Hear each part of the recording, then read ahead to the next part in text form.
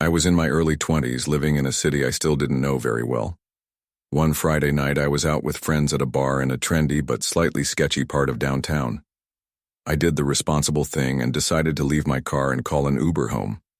It was late, around 2 a.m., and the streets were mostly deserted. My driver, a man named Marcus, arrived in a nondescript black sedan. He didn't say a word when I got in, just nodded and started the trip.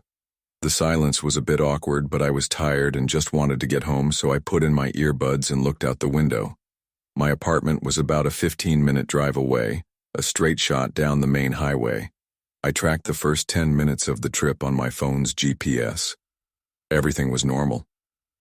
We were about 5 minutes from my exit when the driver, without any warning, took a sharp right turn off the highway and onto a dark, industrial access road. I immediately pulled out an earbud. "Hey, my apartment is off the next exit," I said, trying to keep my voice steady. He glanced at me in the rearview mirror, his eyes obscured by shadow. "Shortcut," he mumbled, his voice a low, gravelly sound. "Faster this time of night." No lights. A cold knot of dread formed in my stomach. This was not a shortcut. My phone's GPS was frantically trying to reroute, the blue dot of my car moving deeper and deeper into a part of the city I didn't recognize, a maze of abandoned warehouses and empty lots. I told him again, more firmly this time, "This isn't the right way. Please just get back on the highway." He didn't respond. He just kept driving, taking a series of left and right turns that plunged us deeper into the industrial wasteland. The streetlights had disappeared completely. The only light was from our own headlights, sweeping across corrugated metal walls and broken windows. I had my phone open on my lap, my thumb hovering over the 911 button. I quietly shared my ride information with my best friend. Finally, he turned into a vast, deserted shipyard.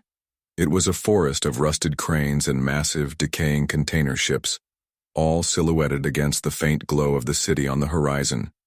He drove to the very end of a long pier, stopping the car just feet from the black, oily water.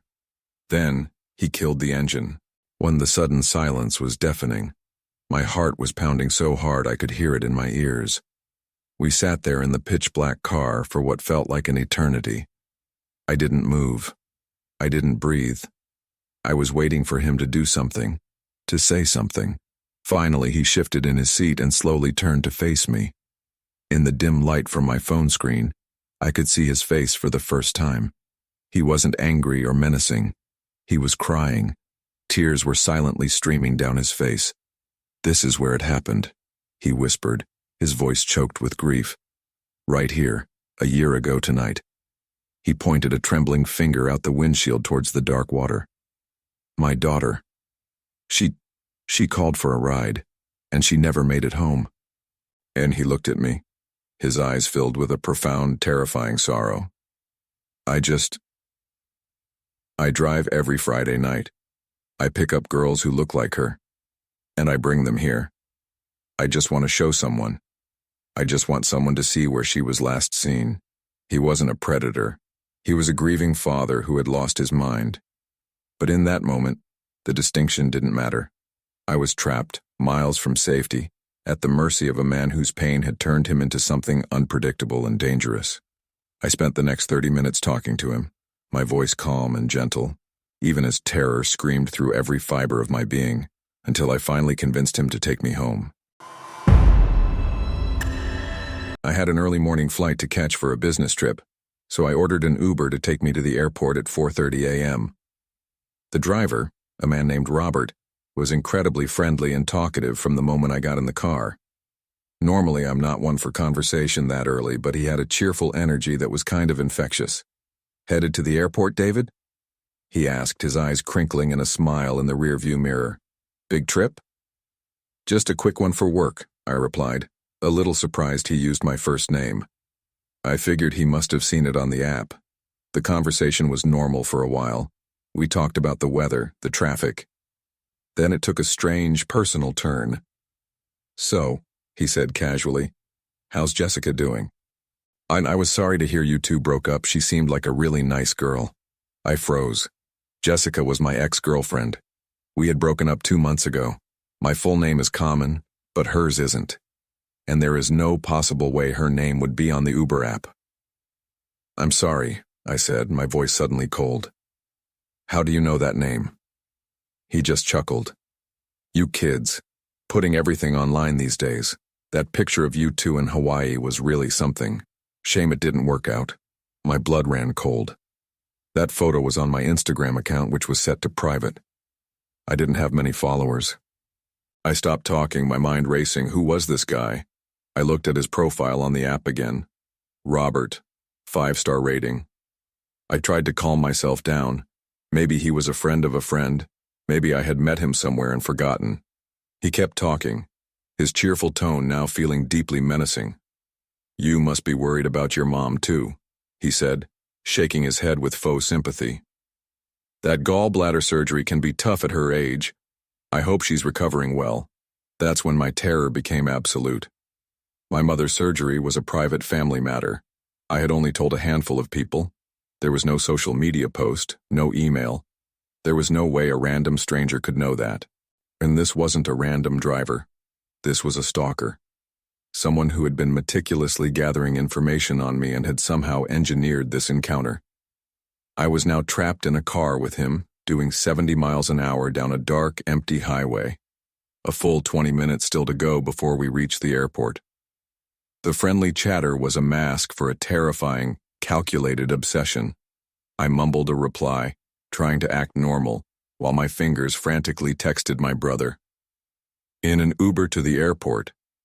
The driver knows things about me. Plate number is..." I sent the message, praying he'd see it. Robert saw my reflection in the mirror. "Texting so early in the morning?" "Oh," he said, his smile tightening. "Don't you worry about a thing, David. I'm a very safe driver. I'll get you right where you need to go. I've been looking forward to this drive for a very long time." The way he said it implied the airport was not my final destination.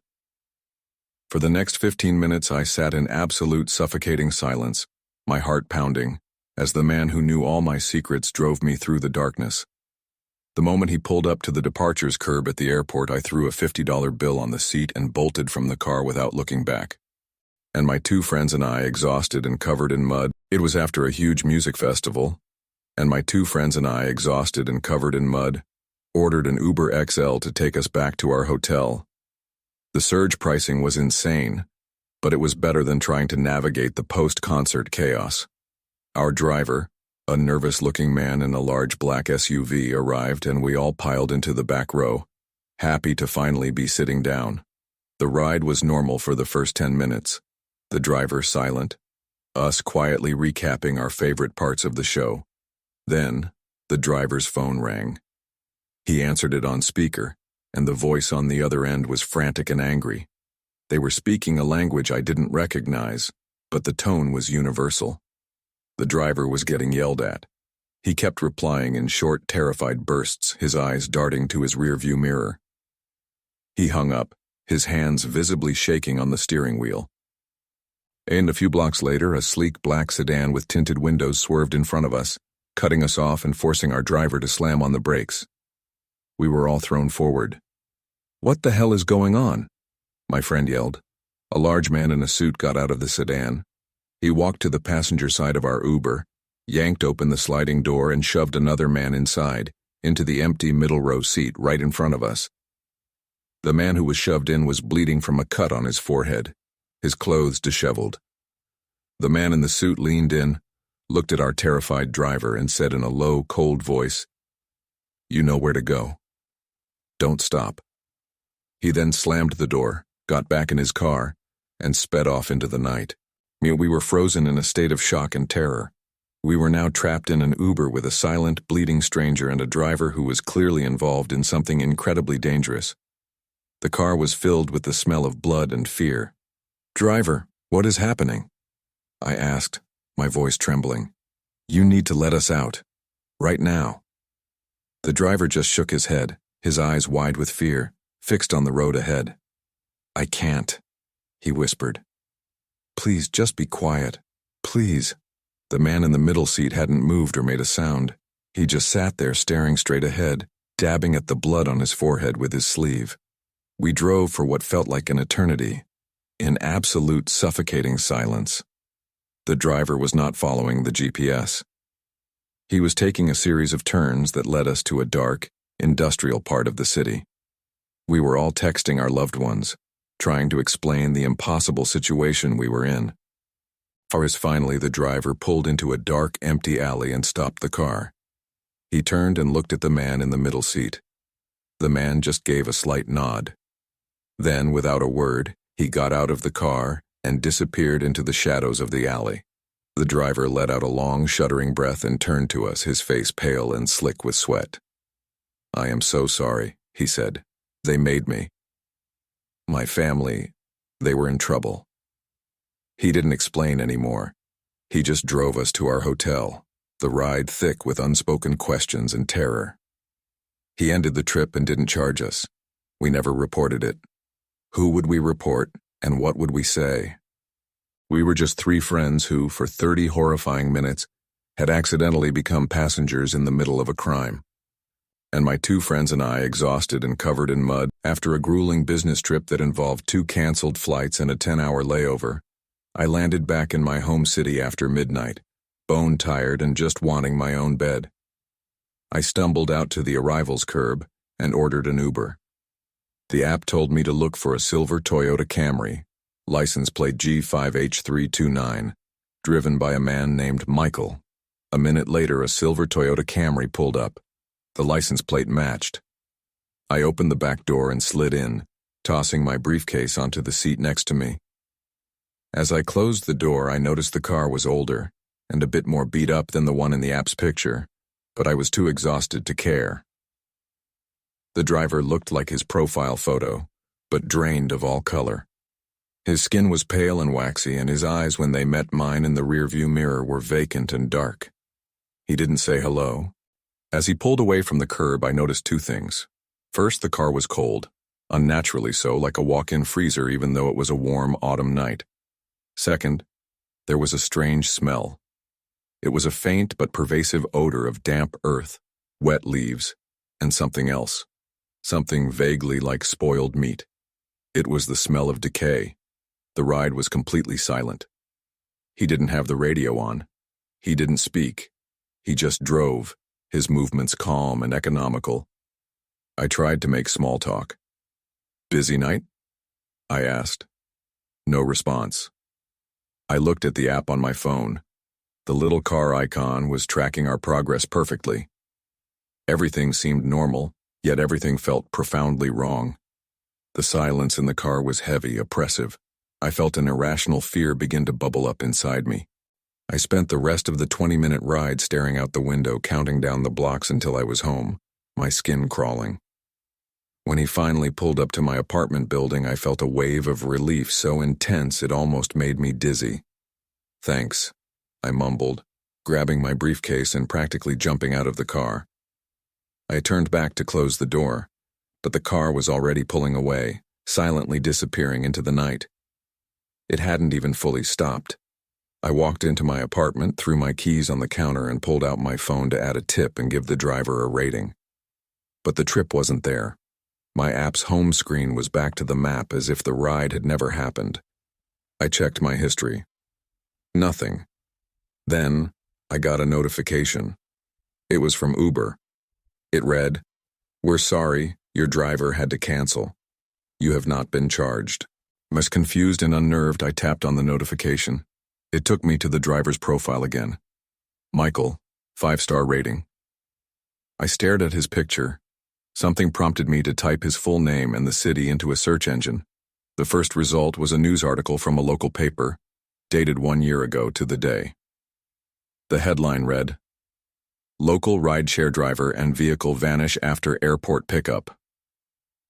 The article was about a man named Michael, an Uber driver, who had disappeared after accepting a fare from the airport.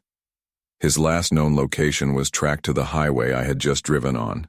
He and his silver Toyota Camry, license plate G5H329, were never seen again. They were still considered a missing person case. I stared at the picture in the news article, then back at the picture on the app. It was the same man. the man who had just driven me home.